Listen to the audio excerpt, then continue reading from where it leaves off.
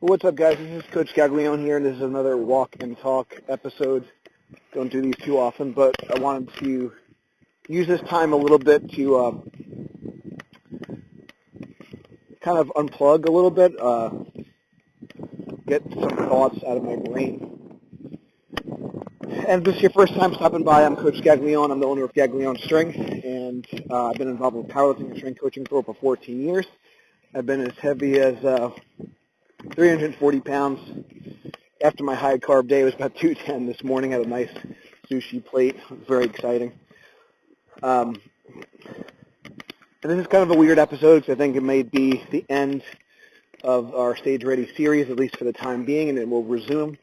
And the reason being, I got word not once, not twice, not thrice, 4 times over, my bodybuilding show dates have been canceled. So if you've been following along, I'm supposed to compete on May 30th at the Long Island Championships.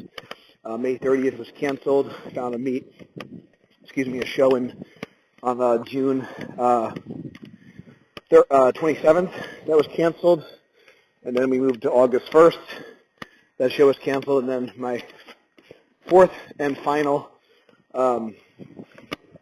show date, August 15th, was canceled. And there's really no amateur shows within driving distance that are really feasible right now. And I don't really think logistically would make sense for me to do my first bodybuilding show, getting on a plane, or especially with the current kind of situation with the virus and things like that. Don't think that would make much sense. And we kind of toyed with the idea of doing like a mock show or a photo shoot, and maybe I still will do that. But just like with powerlifting, you can kind of max out in the gym. It's not the same thing as getting on a platform and doing it in front of 3 judges. And I kind of set out this goal to do a bodybuilding show, and I plan on finishing what I started. Unfortunately, this kind of diet has been stretched out long enough, so we're going to have to switch gears a little bit. And over the next week or two, figure out a good plan to achieve that goal. It doesn't really look like there's anything within that period. There is a pro show in September, but again, I'm not a pro. This is my first show, so looks like the next available option for an amateur like myself would be to compete either in Poughkeepsie, New York at the end of September, or in Brooklyn in early October. So this starts to kind of run into a little bit of some logistical issues for my other goals that I set this year. So I need to kind of make a decision and be a little bit flexible with the timeline, and maybe allow myself to just kind of switch things up a little bit and kind of extend the deadline. And I wanted to kind of talk about that today. I think that is really important when you're setting goals for yourself, how you approach them and how you kind of react to quote-unquote missing the mark or missing a deadline, that sort of thing. Because I do think it's important to have, the old adage of having SMART goals. And part of having SMART goals is having a time frame to achieve that success or to achieve the mark. So, yet I think there is an issue when you kind of only measure your success by kind of reaching the deadline, because as we all know, when it comes to finances, when it comes to strength, when it comes to all these things, it's really kind of rare that we kind of meet that deadline perfectly to a T when it comes to kind of building strength, building muscle, that sort of thing. Now, if you're having a more process-oriented task, then you are much more in control of kind of doing those things. If you have a process goal, which I think is important. So if your goal is to have hit 5 workouts a week, for example, and you have a certain length of time, you have 5 workouts that are 45 minutes long or an hour long. There's really no reason why you can't achieve those things. But to say, I want to increase my bench press 100 pounds, you might do everything right from a process standpoint. You might have this perfect plan, perfect sleep, and all this stuff. It still may not happen, even with the best coaching. So that's kind of what I want to talk about a little bit, is kind of giving yourself permission to be flexible with your deadline. And I think there's some pros and cons to this. I mean, there's some definitely dangers where you don't want to slack and kind of give yourself excuses to just continuing to extend the deadline. So like for me, for example, I was supposed to be stage ready on May 30th, and it was out of my control. The meet just got canceled, and so on and so forth. So I still was focused on adhering to the process of dieting. I didn't abandon the diet. I didn't abandon the training. So even though the deadline, the time frame changed, I was still focused on the habits and the processes needed to make forward progress, and I believe that's why I've been able to continue to make progress during this time, even though it is kind of a bummer that I haven't really kind of hit my mark exactly, and things just haven't exactly went as planned. And even talking about it right now is making me feel a little bit better about the situation, and I think that a lot of people will learn from it, maybe even more so than if everything did go right. So my point is, when you're making a specific, a measurable, attainable goal, and you have a strong reason for it, I do think it's important to set a time frame, but I also think that out of all the SMART kind of letters, I think it's most important to be flexible with the time frame, and the other kind of letters you should be a little bit more kind of strict with. If the goal is important, so that reason, that R, might be the most important. So for me, this particular goal of getting stage ready, it really sets an exclamation point on the whole weight loss journey for me.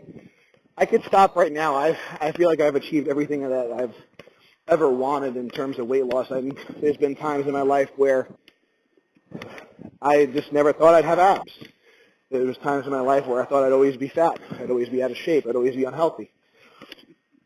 So for me to even, I'm not saying I look like a world-class bodybuilder, but for me to achieve the physique that I've had and make the health improvements that I've had and really been able to transform my body over the last 5 years,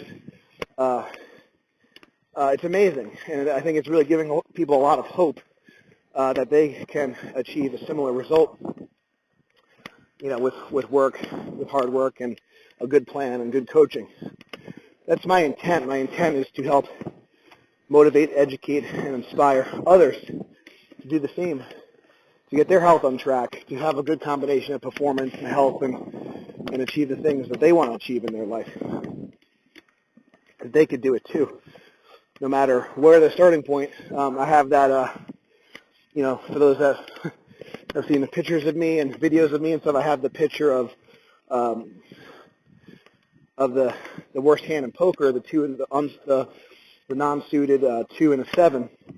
It's the worst hand in poker, the worst hand you could be dealt. But I have all in written across it. And if you kind of win with that hand, we call that in poker dropping the hammer. So if you're able to drop the hammer, if you're able to win with the worst possible hand, that is really impressive. That is a testament to the will of the person. And I do believe that no matter what hand you're dealt, you can be successful. And that's kind of the point of the tattoo, and that's why it's always a reminder. It's on my arm. No matter, you are not in control of the cards that you're dealt, but you are in control of how you play them. You are in control of your attitude. You are in control of your effort that you put in. And that's the message I want to send to you as I unpack my feelings about my show getting canceled for yet a 4th time. It's very frustrating, but circumstances change, but the goals remain the same. And it does suck. It's It's definitely costing me more time and more money, but at the end of the day, I'm learning more about myself. I'm learning more about this process. The more troubling thing, the hard thing is when you're like someone like myself, like I still kind of identify more so as powerlifter. I do care about my strength. I do care about my performance. I do enjoy those things. And there is one, this is what I want to talk about. There is one goal, kind of one pretty big goal that I have not achieved yet in powerlifting. It's I've hit all of my individual goals that I've wanted to hit in terms of squatting, benching, and deadlifting. Well, maybe not quite benching. I never benched 600 in a contest. But truthfully, I always cared more about squatting and deadlifting. So for those that are not familiar, I squatted 800 in 6 weight classes. So that's been something that was really important to me. But one thing I have not done yet, I've yet to put all my 3 lifts together, and I've yet to total 2,000. So that is kind of my, I don't know if it's my final powerlifting goal, but it's something that I feel like needs to happen before I kind of hang up, I guess, my more competitive goals and kind of maybe just have some more fun things. I think that's kind of the last thing I really want to achieve. And to really put icing on the cake, I would like that to be a 10 times body weight total to kind of to kill 2 birds with 1 stone. I would like to do that 198. So my plan was to do that this year after and start working toward that after my bodybuilding show. Yet it may not be feasibly possible in the time frame allowed. So what I think I may do is push that 198, 10 times body weight, 2,000 total goal, maybe to 2021, and actually aim for a 2,000 total at 220 first. And if nothing else, just do a meet at 220, a meet without a water cut. Because I did a lot of water cutting and did a lot of, dieting into meets the last several contests, except for the 242 meet. I had a great result for that. So even without a lot of training, just being in the surplus, I had a great result at the Metal Militia meet this past December. So I think that just extending out my goals a little bit longer and give myself a little bit more permission to be flexible with the time frame, I think is going to be important, especially during this time where there's a lot of uncertainty. So I'm going to continue to work toward that bodybuilding goal, being stage ready, and I think that's I'm going to have to extend that goal out another, 3 months or so. And because of that, it's going to kind of cut into my training time toward my powerlifting goal of hitting 2,000 total at 198. So I think what makes more sense is just to give myself a little bit more time to kind of enjoy the process and just take my time with the goal. So I think what would make more sense is to, rather than continue to stay dieted down and be in a calorie deficit and try to compete at a high level, probably makes more sense to put a little size back on and just try to get stronger and just get my strength to that 2,000 number first, and then diet back down, maybe get comfortable again. So I think doing a meet at 220 makes sense, and the more and more I think about it, it probably makes the most sense to, and I would probably give the same advice to someone else if they were kind of working toward that. Probably get the strength back up first, especially since I have been, now it's, going on. I was supposed to, start working on powerlifting training again. I was planning on, doing a little bit of a raw cycle at the end of June, and then transitioning back into my powerlifting gear, my knee wraps, my squat suits, and that sort of thing. So if you have some important goals, I think it's good to kind of write them down. It's good to have a time frame. But then after that, you got to start to put that time frames aside, and then you got to really hunker down on the habits and the process. So think about what are the habits in the process of, so for me, there's still some things in terms of bodybuilding I could be better with. I could be better with tracking a little bit more regularly. I could be better with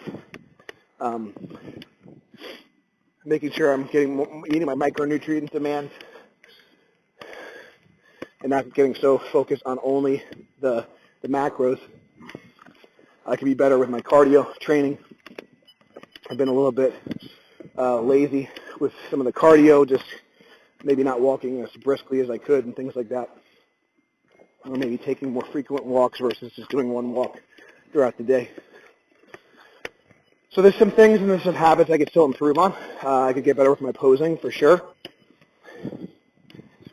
So when you have these goals, I think the moral of this kind of story is that it's okay to give yourself permission to be flexible with your time frame and start to enjoy the process a little bit more and focus on refining the process. If you have a big enough why, you'll figure out the how, and if the process takes a little bit longer, if it's important to you, it's not really going to matter how long it takes. So